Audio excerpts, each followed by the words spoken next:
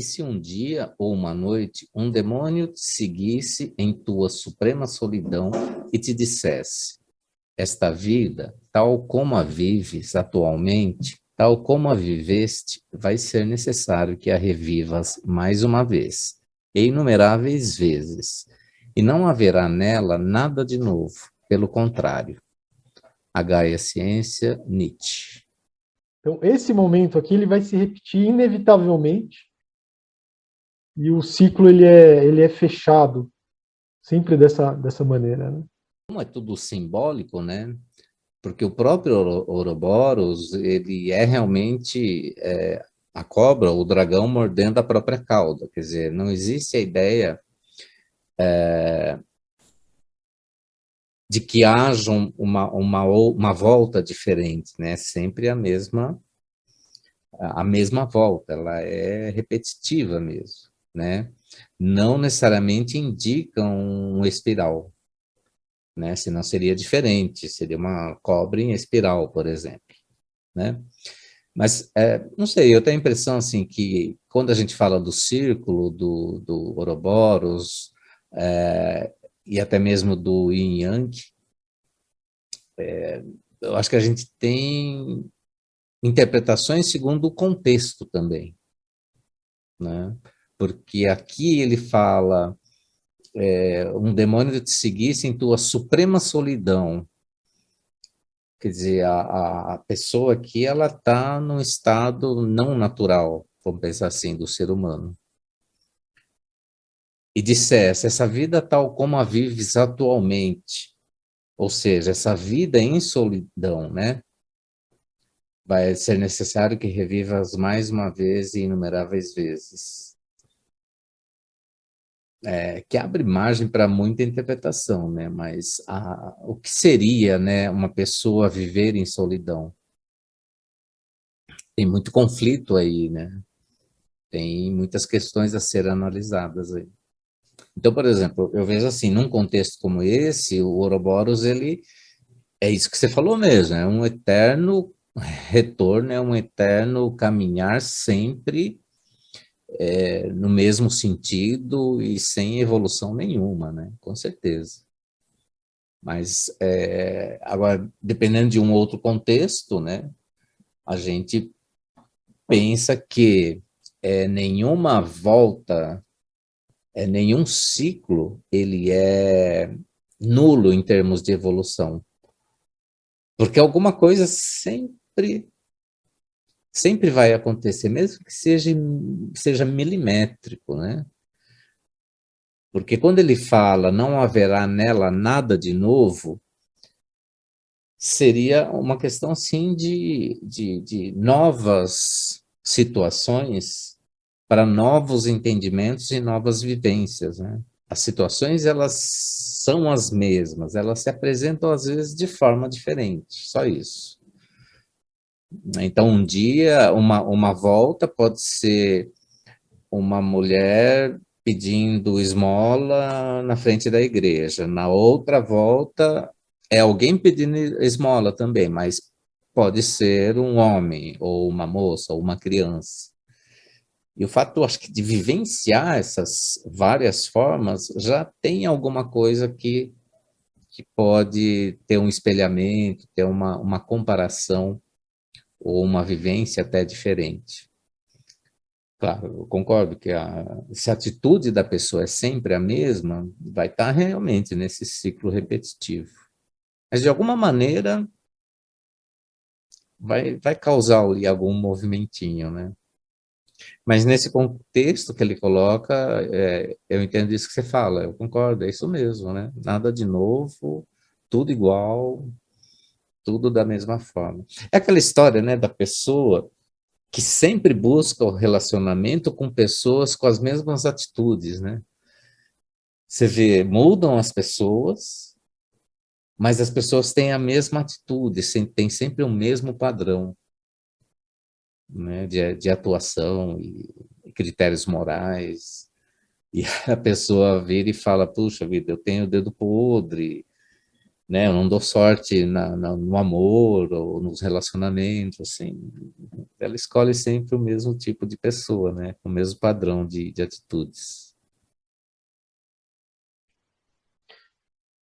Se bem que às vezes tem uma situação, a gente às vezes procura o oposto, né? Também, né? Como forma de complemento a determinadas situações. Mas o que eu queria entrar seria mais ou menos o seguinte, até em relação àquela pergunta inicial que você tinha feito, quem que seria esse demônio aí, né? Eu acho que nessa visão que a gente poderia chamar aí como desconstrutivismo, ele vai desconstruir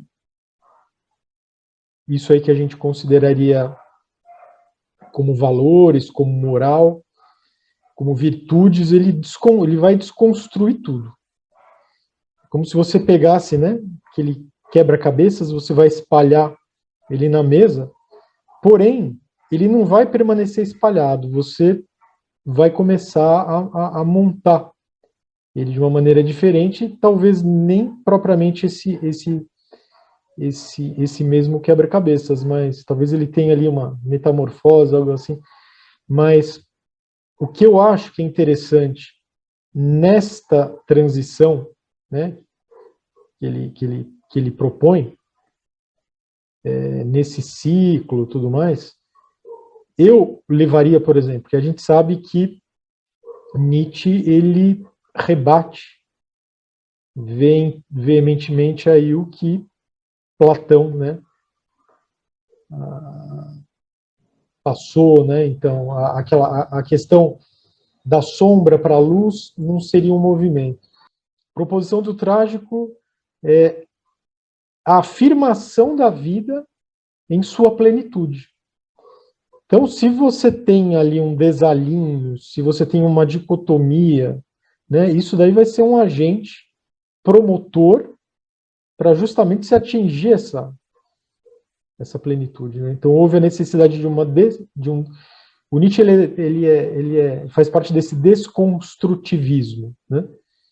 Então, ele vai deixar as questões todas ali separadas em frangalhos, para que exatamente a gente procure ter uma maneira de pensar aí um pouco diferente da habitual, né? Saiam na linguagem popular aí um pouco da caixa e comece eventualmente a refletir, né, sobre situações até simples, usuais, que têm uma grande profundidade. Né? Então, eu acho que esse movimento ele se daria dessa maneira. Né? Você tem o caminho, é que eu iria repetir a mesma coisa. Né? Ver do ponto de vista do Nietzsche, né? Ele que escreveu a frase. Eu acho que o demônio aqui é o Nietzsche, né? Porque tudo que vai contrário aos pensamentos da igreja é o demônio, né? Então, a igreja, ela representa a luz, e tudo que tenta tirar deste caminho para a iluminação é o chamado demônio. Então, se o demônio, porque o demônio não faz nada, o demônio ele só diz assim, olha, se você continuar vivendo como você está vivendo, e vamos pensar que esse vivendo como você está vivendo seria, como você falou, dentro da caixinha, seguindo as normas da igreja, das regras sociais, né?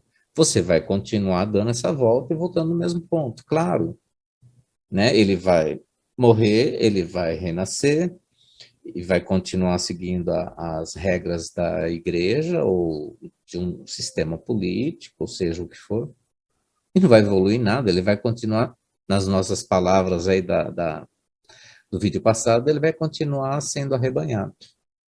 Então, nitidamente, uma cabeça de boi, né? Que vem, morre, vem outra, continua arrebanhado e continua e continua. Né? Agora, os dirigentes, né, os ditadores, os organizadores desse pensamento, claro que vai dizer, olha, se você der ouvido a quem vai contra a nossa maneira de pensar, é o demônio. Então, vamos criar o demônio ali.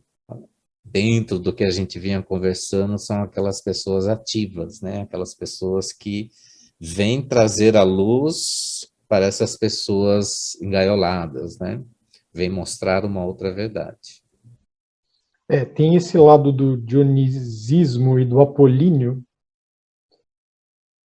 comparativamente um pouco aí com relação a isso que você falou em relação a essas oposições, mas eu acho que nesse texto aqui, independente do demônio, né, na Suprema Solidão vir a falar isso, mas ele diz, né, esta vida tal como a vives, tal como a vives atualmente. Então, assim, a vida hoje, esse arrebanhamento, né, é como a gente vive, é como a gente vive atualmente, né? Então, realmente vai existir esse ciclo, até que a gente saia desse ciclo, sei lá, que a gente poderia chamar como um circuito, um ciclo vicioso, né? A gente vai viver mais de uma vez, inumeráveis vezes, por quê? Porque está nesse arrebanhamento, né? É a vida como a gente vive atualmente. É uma vida condicionada, uma vida sem liberdade, né? Então, assim, vai ser necessário que revivas mais de uma... Sim, porque foi necessária a figura desse demônio para mencionar a respeito dessas inumeráveis vezes, né? E aí é por isso que eu pergunto, né? Que realmente não haverá nada de novo porque a gente está condicionado. Com certeza, né? O que muda com relação com o passar do tempo é a maneira como a gente vai se condicionando e a maneira como essas pessoas que são os organizadores desse sistema vão também se aperfeiçoando, né? Então, pela própria história, a gente tem aí, vamos falar da Idade Média, a Igreja Católica impondo essa lei divina, né, colocando todo mundo no mesmo padrão ali, no mesmo caixote, vamos dizer assim, na mesma caixinha. E com a modernidade, principalmente iluminismo, pós-iluminismo e era industrial, que o ser humano começa a questionar muito mais sobre a existência de Deus ou sobre viver sobre essas regras religiosas. Aí a gente entra no capitalismo, né? Que é uma outra maneira. Mudam os senhores, mas os escravos continuam os mesmos. E aí vai. Aí nós temos hoje o mundo líquido, né? Que também é a mesma coisa. O mundo digital, então vem tudo isso. Mas concordo com você, não sei se mudou muito, não. Eu acho que essa pirâmide, né?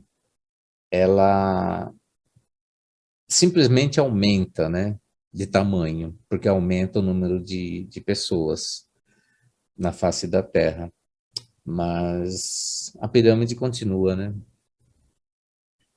São poucos os que conseguem se livrar desse arrebanhamento aí.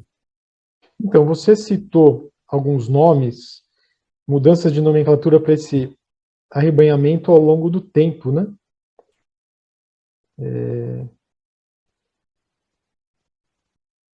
Da Igreja Católica para o capitalismo, para esse mundo líquido, enfim, tecnologia atual. Quando que a gente vai sair desse arrebanhamento? Né? O que vai precisar acontecer? Porque o texto ele está sendo assertivo, né? Por si próprio, né? Esta vida tal como a vives atualmente. Então, assim, houve uma mudança, digamos assim, mas o ser ele continua arrebanhado da mesma forma, né? Porque ele ainda vive nos mesmos moldes e vai ser necessário que revivas ainda mais uma vez, inumeráveis vezes, e não vai ter nada de novo. Então, essa assertiva, ela permanece. Né? O que tem que acontecer que isso mude, né? A Terra é um mundo de expiação. Então, quem garante que realmente vai ter uma mudança planetária e que vai ter essa seleção de seres mais iluminados e seres menos iluminados? Volto a dizer, essa subida é sempre muito discutida, né? Tem tantas teorias, né? Agora, também tem a questão daquilo, né? Que o tempo e o espaço são relativos. Se a gente pegar desde Cristo, são 2000 anos. 2000 anos perante a idade da Terra, da nossa história, é mínimo, é ínfimo, né? Talvez nós estejamos na nossa terceira, quinta encarnação, não sei, né? Então, eu acho que, por isso que eu digo assim, mesmo que não se evolua nada, a gente evolui. Nem que seja milésimos de milímetro, mas sempre evolui. Porque, para mim, assim, eu entendo essa representatividade do círculo, do Ouroboros, né, enquanto ciclos, mas a evolução, ou essas rodas, elas nunca são, ao meu ver, assim, fechadas realmente. Nós não vivemos a mesma vida duas vezes, né? Então, é sempre uma sobreposição, é sempre espiral. Claro que essa espiral pode ser super comprimida, que em 10 vidas, você olha assim e fala, meu, aumentou muito pouquinho, né? A evolução foi ínfima, realmente. Foi evolução de experiência, não de consciência, né? Mas eu acho que o ser humano, ele é fadado à evolução. Não tem como. Ele carrega isso nele porque ele carrega essa centelha divina. Então está semeado ali. Agora, ele precisa adubar, ele precisa regar. À medida que ele faz isso, essa evolução, esse crescimento, ele se dá mais rápido. Agora, só reforçando, eu acho que é isso. Às vezes, uma das grandes questões da modernidade, cada vez mais, é esse imediatismo, né? Se a gente falasse, olha, eu vou precisar de 10.000 encarnações para evoluir um tanto. Você fala, poxa, 10.000? Né? Eu vou ter que viver muito tempo para... Né? Mas é aquela história, o tempo é relativo, então, de repente, 10.000 no plano espiritual, não, mesmo que 10.000 aqui no nosso plano.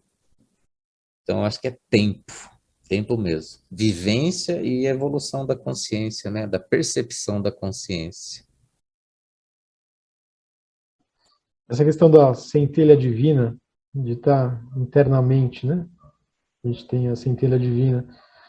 Pergunto se não seria um escape e justamente um novo remodelamento, a exemplo desses outros termos que foram usados, essa transferência, né, para algo fora e exatamente porque assim eu não posso usar a palavra moral, eu não posso usar a palavra me fugiu agora uma outra palavra que usa, enfim, não posso usar determinadas palavras porque são construções humanas e elas são dinâmicas ao longo do tempo, mas uma vez que a gente nomeie determinadas coisas um pouco abstratas como justificativas de algo que eventualmente a gente teria que repensar para viver, né? Se não é, se a gente não está se arrebanhando, né? Estamos arrebanhados, né? Mas dentro desse arrebanhamento, eu acho que tem as suas 7 camadas, né? Como tudo tem 7, né? Então, tem alguns que estão muito arrebanhados, né? E quem está na camada oposta estaria menos arrebanhado, já mirando ali o portão de saída, sabe? Para sair desse arrebanhamento. Então, eu acho que duas coisas. Primeiro é ter a consciência desse arrebanhamento, né? No mito da caverna de Platão é isso, a partir do momento que a pessoa tem a consciência, então ela vai ter o objetivo lá na porta de saída, né? Porque os outros, eles estão arrebanhados, eles estão acomodados, estão na zona de conforto, então para que eu vou levantar, galgar a saída da caverna e... Não, tá bom aqui, estou comendo, estou na boa aqui, né? Para que eu vou criar confusão para mim, né? Então, esse realmente está super arrebanhado. Agora, esse ser que saiu ali da caverna e, vislumbrou uma outra realidade, ele está, e claro que é simbólico, né? Ele foi em busca da luz do sol, ele foi em busca da iluminação. Ele estaria deixando de ser preso, de estar ali arrebanhado. Mas olha só essa visão não basta, só essa conscientização. É necessário um outro elemento que é a questão do amor. Quando se tem o amor, aí você tem a motivação e o selamento de todo esse movimento. Porque senão nós podemos pensar da mesma maneira, por que eu vou lutar contra o sistema? Eu vou lutar contra essa moralidade? Se eu estou confortável aqui, estou vivendo, estou bem, estou comendo, né? Mas não é só isso, né? É a questão de quando você consegue essa iluminação e você daí vem a questão da compaixão movida pelo amor. Então eu vou voltar aos meus semelhantes porque eu quero, desejo que todos venham comigo, que todos conheçam o que eu estou conhecendo. Então vem aquela coisa assim de esquecer de mim, né? Eu vou em busca do outro. E claro, chega lá, os outros acabam apedrejando ele porque fala que ele é louco, né? Porque eles não têm essa mesma conscientização. E claro, aí que está o conflito, né? Aí está o conflito. A partir do momento que eu encontro essa luz, eu volto para resgatar o meu semelhante ou eu continuo na minha jornada? E aí temos a questão dos Budas, lembra os Budas, o Buda da compaixão e o Pratyeka, né? Acho que é o Pratyeka Buda. São opções, são opções. Se ao alcançar essa iluminação, não retornar para ajudar o semelhante, não tem problema, né? Você está indo em busca de uma evolução. Isso não é encarado como uma atitude ruim. Nesse nível da iluminação, claro, nesse nível búdico. Mas, claro que aquele que tem a compaixão, que resgata o semelhante e carrega, entre aspas, conduz, melhor dizendo, né, para uma iluminação cada vez maior, ele vai estar sendo muito mais recompensado, entre aspas, né, recompensado no sentido de alcançar níveis cada vez mais elevados. E aí acho que a própria espiritualidade, de acordo com a teosofia, coloca essa questão do livre-arbítrio, né? É uma decisão sua, uma decisão que cabe a você, né? Então, é sempre um conflito que vai permear todos nós, né? É o conflito, assim, de que eu tenho uma jornada, eu tenho meu caminho, e qual a minha atitude? Eu trago os meus semelhantes comigo, ou eu sigo a minha jornada e esqueço o restante. E até ele fala uma coisa interessante aqui, né? Um demônio te seguisse em tua suprema solidão. Olha, isso é muito importante, né? O que é uma suprema solidão, né?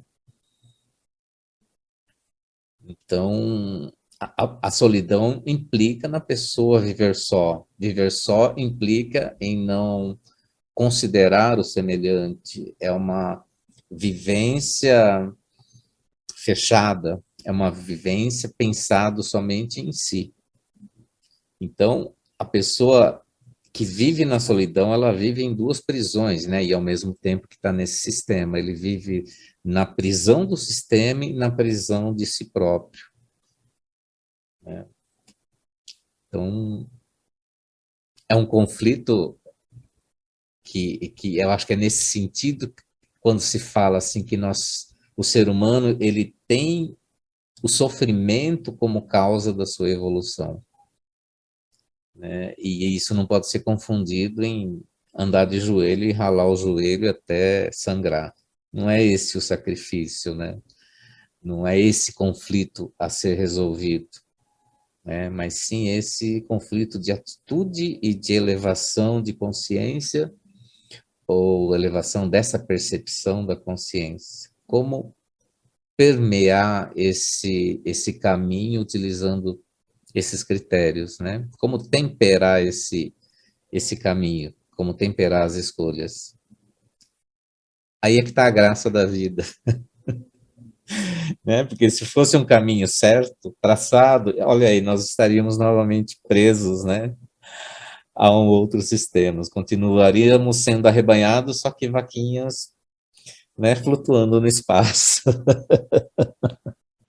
Né, antes eu perguntava, né, onde que a gente deixa a nossa consciência, né? Só que aí eu faria uma outra pergunta, talvez um pouco mais básica, né? Qual é a nossa vontade, né? Se a nossa vontade, inclusive, é pela felicidade, por essa argumentação que você fez, né, de manter o nosso conforto, né? Então,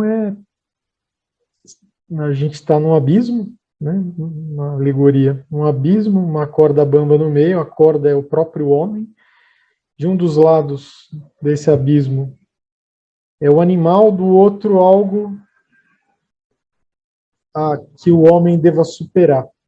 Você não pode estremecer nessa corda, você não pode olhar para trás, né? Você tem que seguir, porque, né? Então, eu acho que com relação a essa dinâmica, né, que você falou, de não haver esse retrocesso, seria essa dinâmica na corda bamba. Então, primeiro, com relação a essa identificação daquilo que eu tinha mencionado do quebra-cabeças, no momento que você tem essa desconstrução, existe um agente promotor aí para o indivíduo começar a perceber quais são as suas limitações, né? Então a gente vai desconstruir exatamente com o objetivo de conquistar algo diferente, né? E nessa alegoria aí da transposição, né, do abismo, uma vez que o homem ele seja a própria corda, né, que vai, porque assim, o homem, ele na verdade ele é mais macaco do que o próprio macaco hoje, né, como já diz lá o Nietzsche, e por o homem ser, digamos, a própria corda, né, ele é uma ponte, né, ele é uma ponte na Terra, e não necessariamente aí um fim, né, um objetivo, não, ele é uma ponte. Então isso existe uma beleza, né?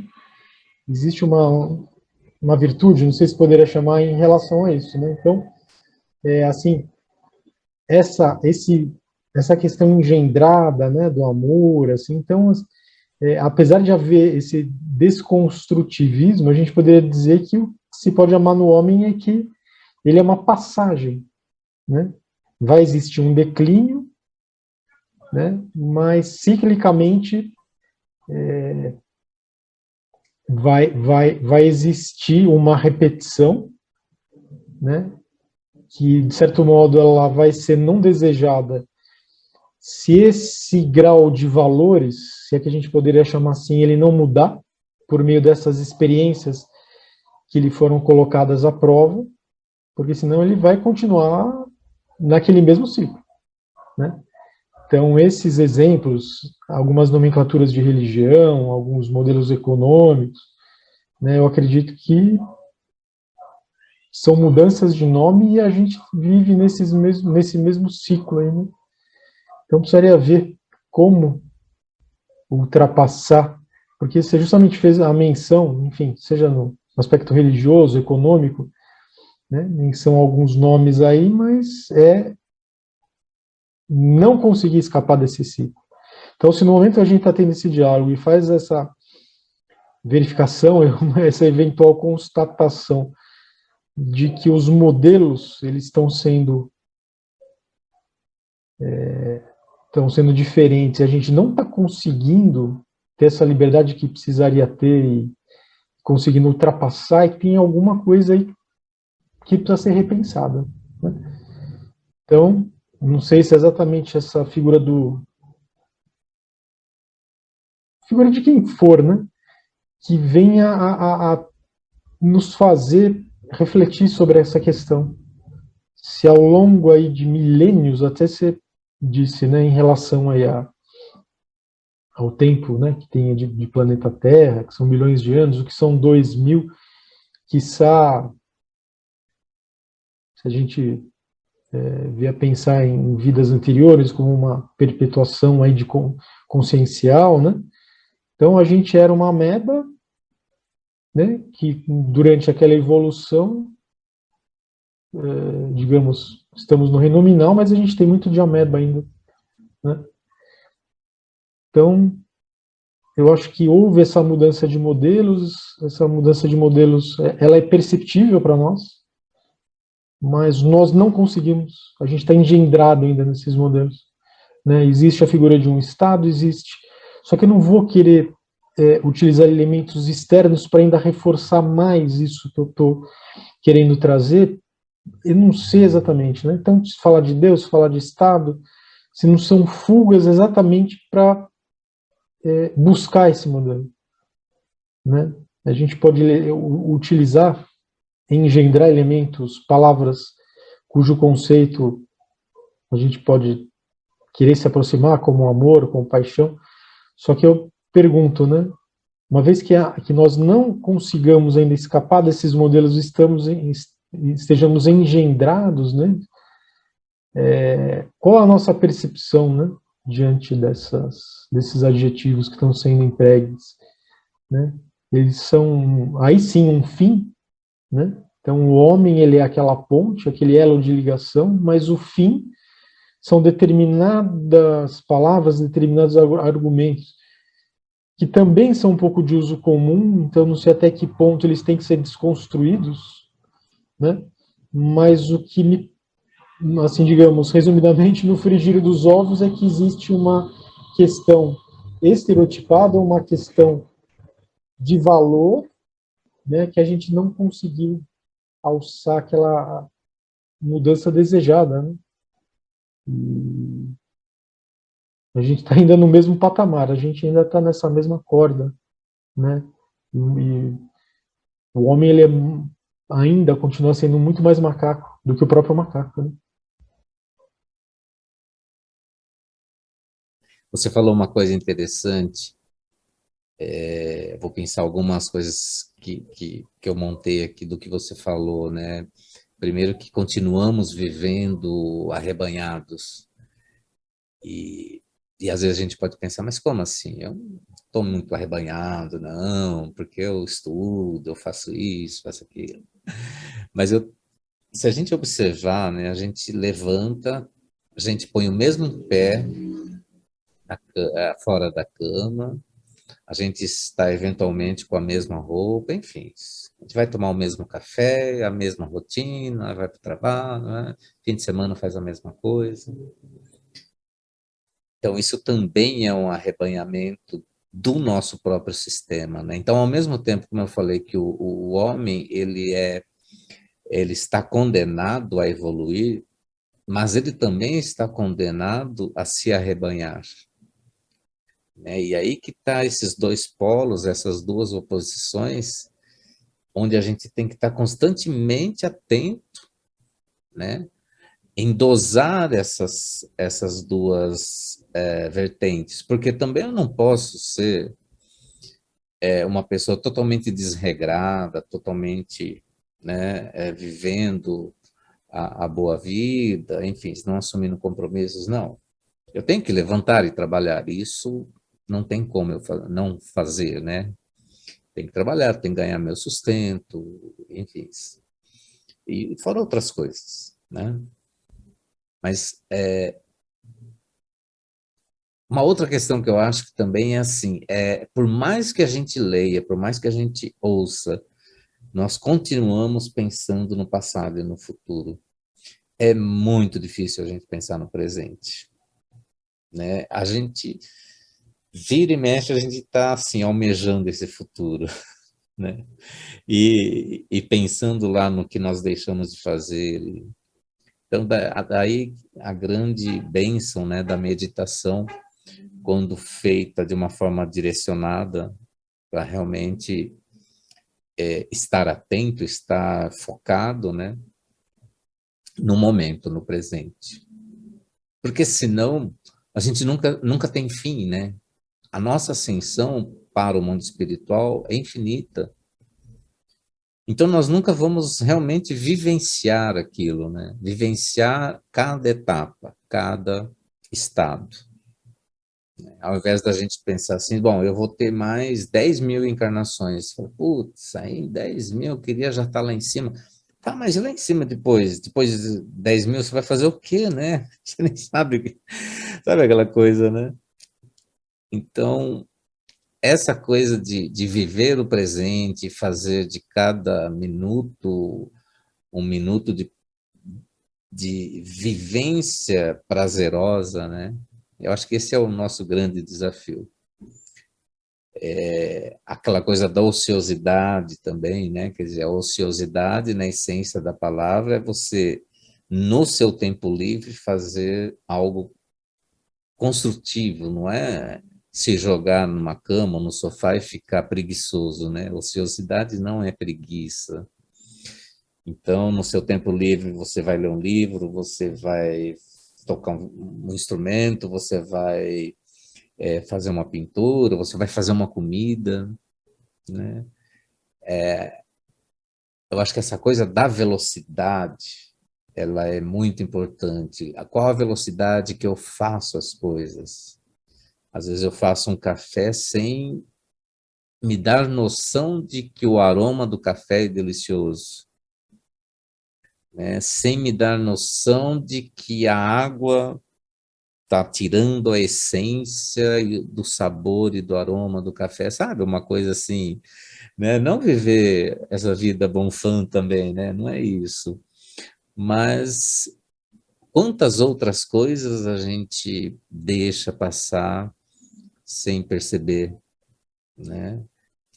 É aquela questão que a gente tem nos deuses e nas várias formas do tempo na mitologia grega. Então, nós temos esse tempo que é o tempo corrido, é o tempo marcado, cronometrado, e o tempo onde a gente contempla as coisas e a gente perde essa noção do tempo corrido, do tempo marcado, né? Então, quanto são necessários esses dois tipos de tempo, mas a gente deixa muito mais o tempo do relógio tomar conta da vida da gente, né? E aí, quando a gente consegue ter um pouco mais dessa vivência, aí eu acho que a gente consegue atuar nesse papel que você falou do homem ser ponte. Só gostaria de completar com o negócio que você acabou de falar, o negócio da meditação, e que eu entendo que o papel do Oriente ele ficou bem importante com relação a esse assunto. Eu não sei até se a gente poderia empregar a palavra observação ou mesmo contemplação, até mesmo em relação a esse aspecto, né?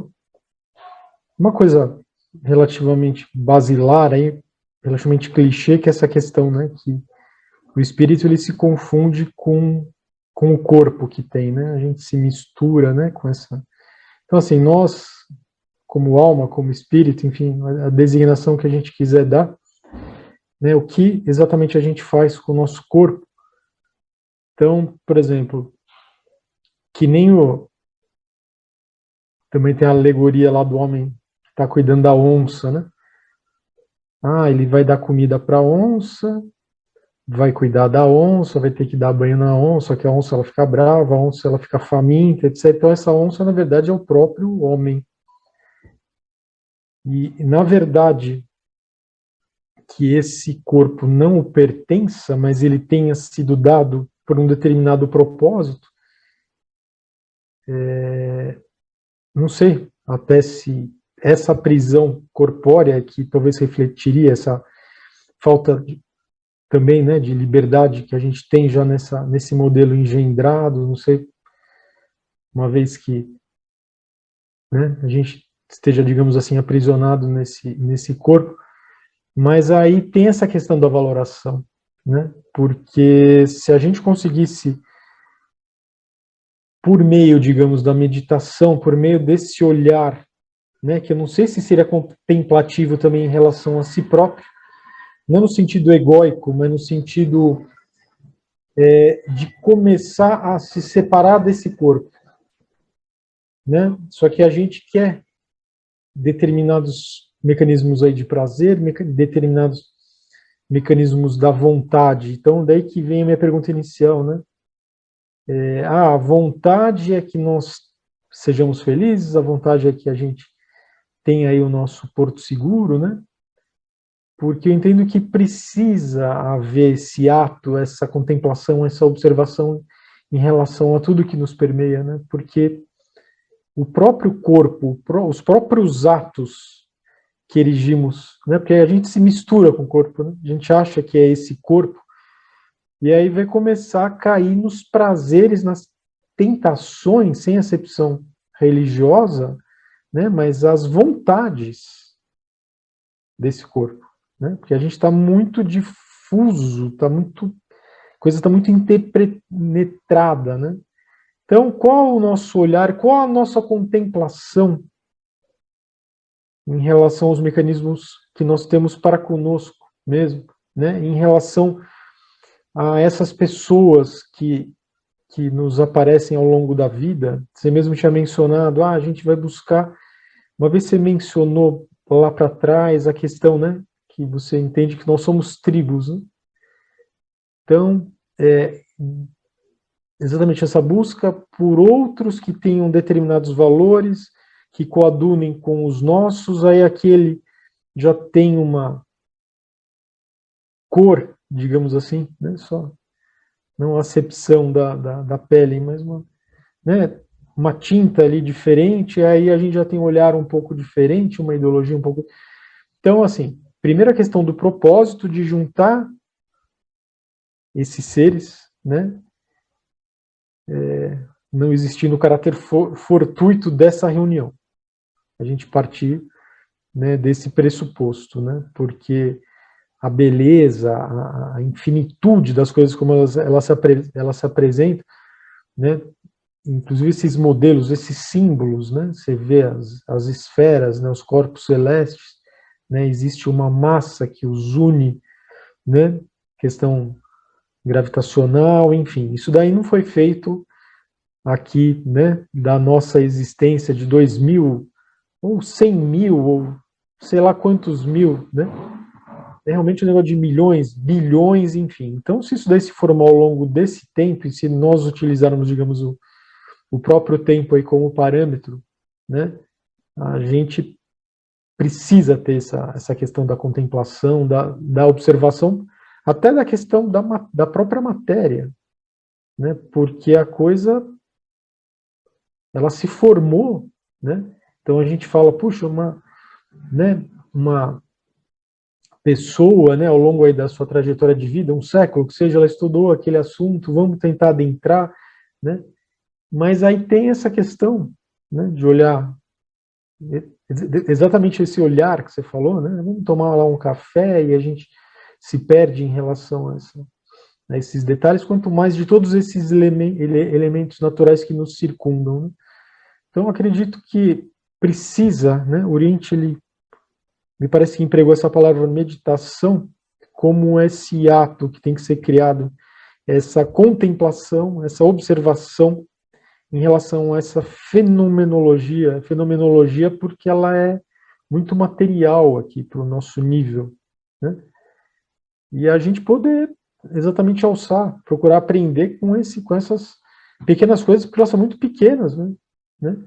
Então, se a gente, esse exemplo, né? Nós para conosco mesmo, até em relação à própria questão do corpo físico, a gente vai nos permitir a dar um docinho, vai, né?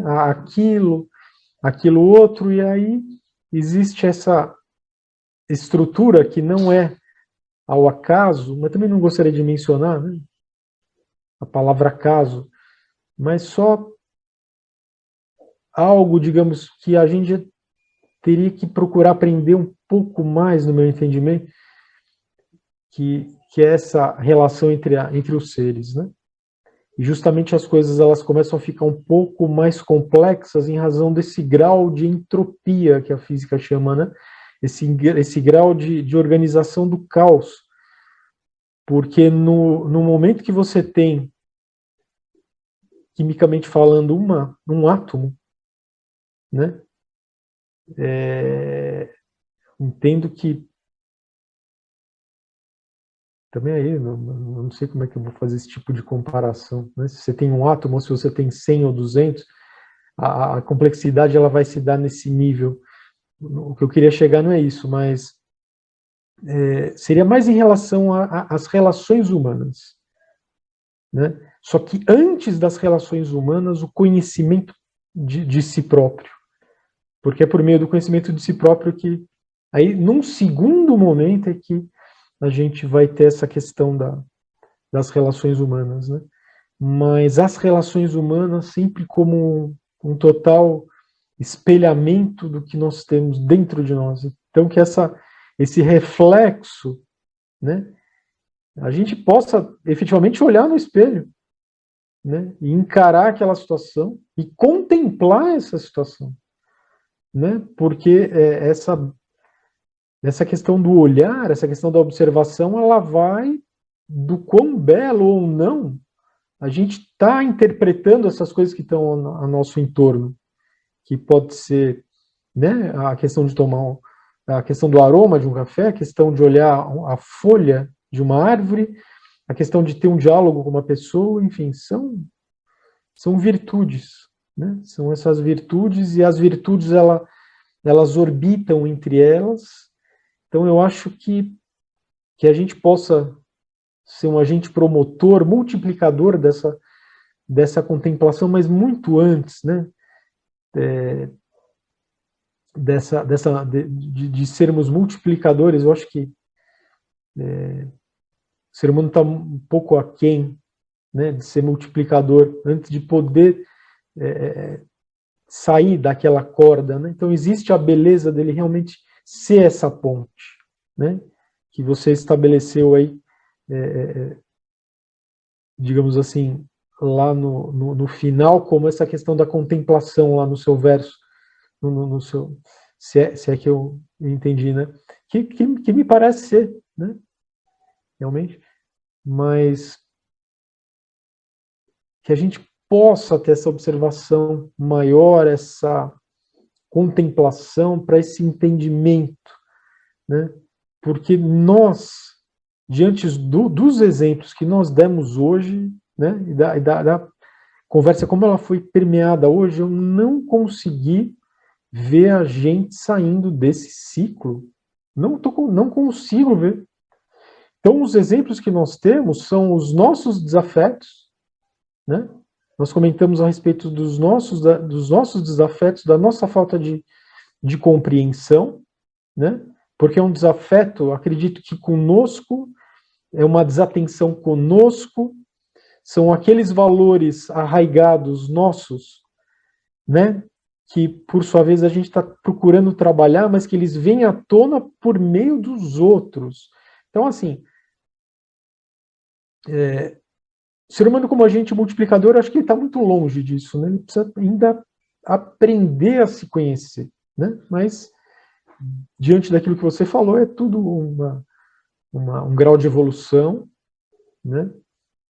E é essa corda bamba que a gente está lá, né? Para justamente aprender, e a grande beleza eu acredito que é o ser humano estar nessa corda bamba e se propor a esse movimento. Vou te fazer uma proposta aqui. Nosso próximo encontro, então, podíamos tratar dessa relação, né, entre os seres e, ao mesmo tempo, esse conflito, né, que existe entre até essa condição que você colocou, né? Antes de eu ajudar os outros, eu preciso me ajudar. Não foi bem isso que você falou, mas, né, seria aquela história da máscara no avião, né? O avião está caindo, então primeiro põe a sua máscara, porque aí você pode ajudar os outros, né? Concordo com você. É um grande conflito que paira, né?